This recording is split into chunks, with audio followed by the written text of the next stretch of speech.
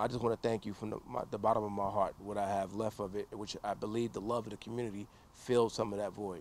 People from all across Horry County and surrounding communities gathered Saturday night in the neighborhood where 4-year-old Jayden Morrison disappeared from Christmas Eve.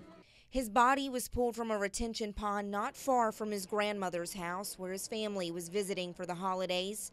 One day later, his father spoke to the community about their tragedy. The tranquility of that water, as I looked at it as an evil place in the beginning, and at the end of the day, I realized it was a soothing place, not only for me, but apparently for my son, who had no look of stress or wear and tear on his face, being pulled from the water. He says the support from the community since Jayden's death and the massive search effort for his child was uplifting during this difficult time. I have no words, or no final words for the love I have for the region down here, for all the hard work they put in.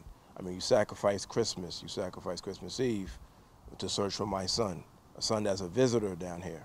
And the love that came back for my son was like they know him from the day he came out the womb. From neighborhood residents to strangers, people say the outpouring of love for the Morrison family is tremendous. I've never ever seen an incident such as this, a circumstance that brought a community together like this, and not just our community, but communities all around, to see a community truly united in a common cause, sadly for a tragedy, but nonetheless, it just shows the good in all people. A tragedy that hits home for one woman from Carolina Forest. We read the news alert and we found out that it was a 4-year-old boy with autism and his name was Jayden. And my husband and I both have a son who is 4 years old with autism, and his name is Jayden as well. So it really hit close to home. And Jayden's father says the vigil was a chance to give everyone a sense of closure.